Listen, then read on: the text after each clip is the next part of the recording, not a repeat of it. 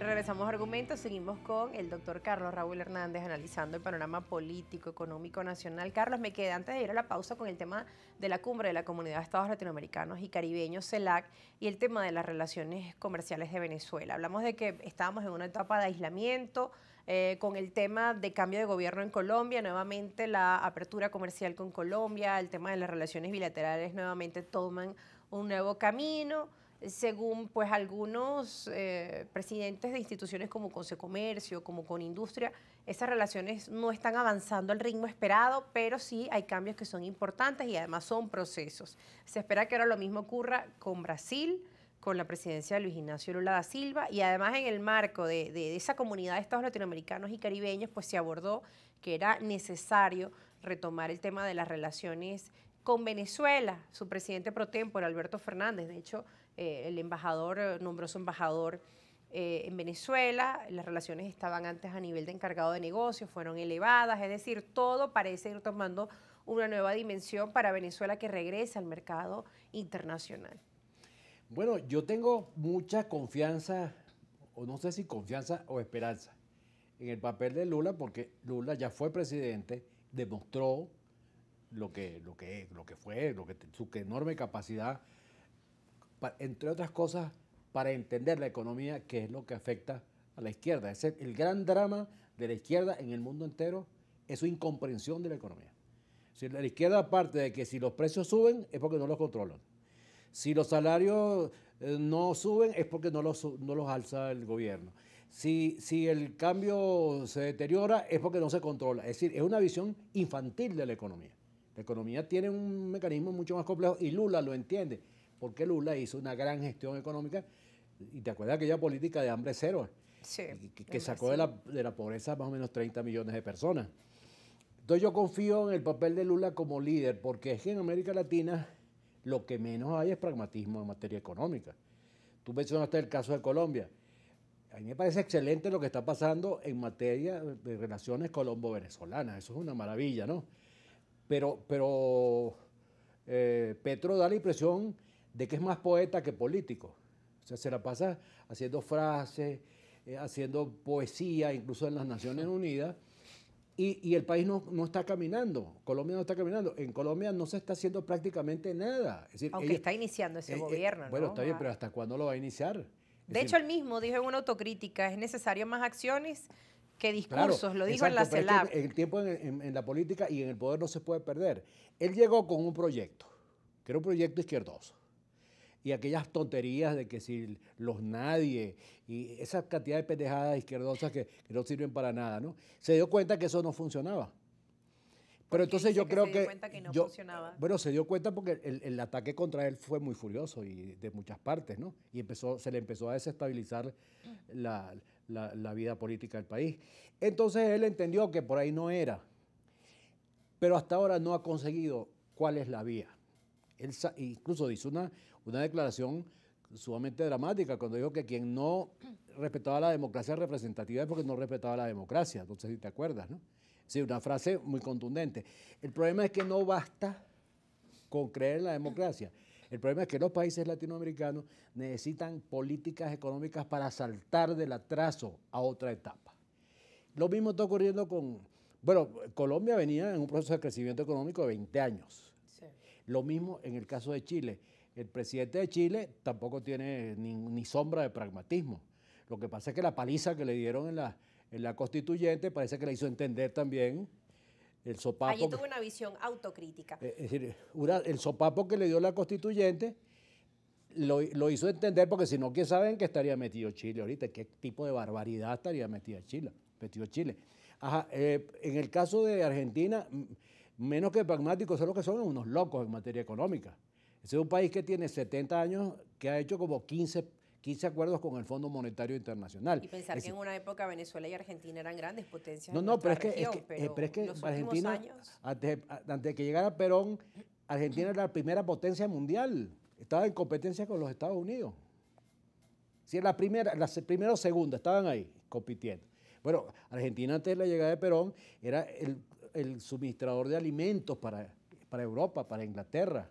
Y por eso estos escenarios internacionales buscan nuevamente que estos países puedan unirse para encontrar políticas de fortalecimiento, que en la unidad está la fuerza. Bueno, lo que tienes que hacer políticas adecuadas. Yo lo que te decía, Argentina, desde que llegó Perón con su política populista de reparto, de regalo, de persecución a los empresarios, de decir que eran unos ladrones, la misma historia izquierdosa esa, que no sirve para nada. Bueno, Argentina tiene 75 años hundida, tiene 11 acuerdos con el Fondo Monetario. Es decir, Argentina es un país que ha vivido desde hace 75 años el Fondo Monetario y sin embargo se la pasan hablando mal del Fondo Monetario. Y sin embargo los salarios en Argentina también están mucho más altos en Venezuela. Volviendo al caso de Venezuela, Carlos, ahí. Okay. Argentina estuvo entre el primero y el segundo hace 70 años. Ahorita está en el puesto 160. Sí. Entonces, el desplome. Entonces, lo que te digo, Lula, no, hay muy poco pragmatismo y bastante locura en el CELAC. Y ojalá, yo estoy absolutamente... todos los días le prendo una vela a San Antonio para que Lula ilumine a estos señores, porque si no van a acabar con el continente. Pero regresando al tema de Venezuela y en el marco justo de esas relaciones con el continente latinoamericano, el tema petrolero, Venezuela, bueno, vivió muchos años de su renta petrolera, hoy el mundo está cambiando, todavía queda tiempo, espacio para el tema de la inversión petrolera, la exportación. Sin embargo, todo esto pasa por unos acuerdos, por una negociación, el tema de las sanciones. Y mientras esto no se da, Venezuela también está aplicando una política de diversificación de su economía. El tema del turismo ha sido nombrado como uno de los ejes centrales para recuperar nuestro país en materia económica, y eso también pasa porque Venezuela nuevamente vuelva y se abra pues al comercio internacional con los países que ha tenido fracturas. Algunos analistas estiman que vienen nuevas relaciones diplomáticas con países que pues habían estado muy cerradas, el tema de es decir, yo creo acuerdos con Turquía, con Europa. El error más, yo creo que la guerra de Rusia, la guerra ruso-ucraniana, que no es ruso-ucraniana, sino es la OTAN contra Rusia, va a ser recordado como uno de los errores de política internacional más grandes en la historia de 200 años. Porque resulta que el mundo vivía bajo una especie de entente, como siempre, muy quebradiza y muy delicada, ¿no? Pero había un juego de potencias más o menos establecido. Rusia era una potencia, como dijo Obama, una potencia regional, China era una potencia callada, oculta, los Estados Unidos era predominante. Pero ahora, con la guerra y con los posibles resultados de la guerra, el mundo se soltó el moño. Y entonces se acabó la hegemonía norteamericana.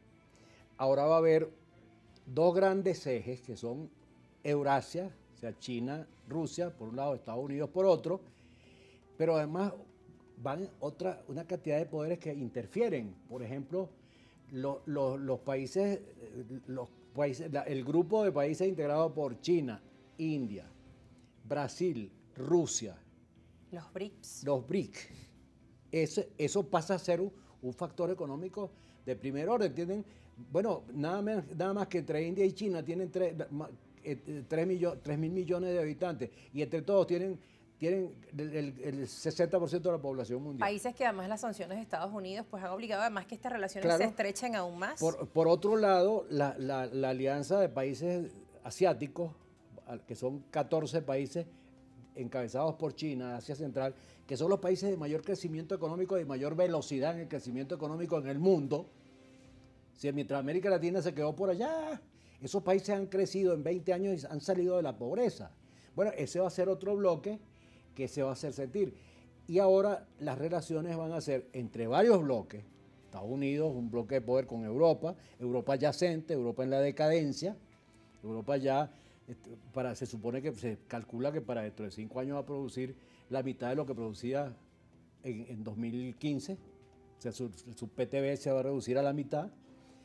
Es decir, por un lado Europa de Estados Unidos, por otro lado los BRICS, por otro lado la Eurasia como tal. Claro. Bueno, y otra vez una cantidad de países que se han hecho potencias por sí mismos. Y Estados Unidos obligado a revisar sus relaciones con Irán, con Venezuela, Europa también mirando hacia Venezuela. Bueno, Israel es una pequeña potencia. Bueno, y también se está haciendo una potencia Irán.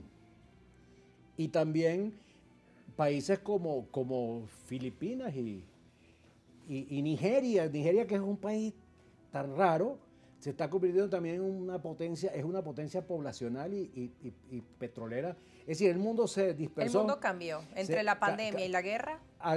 Y yo si hubiera sido gringo, hubiera hecho como hizo Clinton. Vamos a mantener, y como hizo Obama, vamos a mantener las cosas, vamos a mantener la apariencia de que el mundo lo diría Estados Unidos. Pero ya eso se acabó. El mundo cambió. Muchos lo califican como el nuevo orden mundial. Es el nuevo orden mundial. Que por cierto, el nuevo orden mundial no es democrático. El nuevo orden mundial va a predominar y ahí quería aterrizar es decir, Venezuela en ese contexto. Ya para despedirnos porque ya nos montamos. Bueno, Venezuela en ese contexto, de un poder plural, ya no tiene por qué temerle tanto a los Estados Unidos. Y los Estados Unidos deben ponerse las pilas para evitar que Venezuela se vaya, porque Venezuela es una potencia petrolera. Bueno, y ahí estamos con el tema de las sanciones, el tema de las negociaciones en México que están Pero parece estancadas. que los Estados Unidos no entienden. Entonces no le están cumpliendo el pacto que se hizo en México. Es decir, están jugando y salió un idiota en estos días diciendo que iba para Estados Unidos a pedir que los senadores no le... Un gafo de eso. Entonces, un diputado, de los que fue diputado antes. Chico, pero tú te das cuenta que estás jugando con fuego. Es decir, que a los Estados Unidos se le va la vida en que Venezuela no se vaya de ser un país amigo y que de repente se inscriba en un país, en un mundo complejo, se inscriba en otra tendencia. Carlos, son muchos temas de los que necesitamos tiempo para abordar y para ampliar, así que te invito a una nueva edición de Argumentos, donde vamos a estar conversando más tiempo. Eso le dirás a todos, eso le dirás a todos. No, la gente, la audiencia sabe que no. Bueno, nosotros nos vamos a la pausa. A la pausa no nos despedimos, mira, ya me están llamando la atención, ya estamos sobre la hora. Bueno, sigan con Regiones una pausa pero Globovisión. larga hasta mañana. A las 11 de la noche se repite este programa y nos quedamos con el compromiso de una nueva invitación al doctor Carlos Raúl Hernández aquí en Argumentos. Gracias por estar con nosotros, nos despedimos, chao.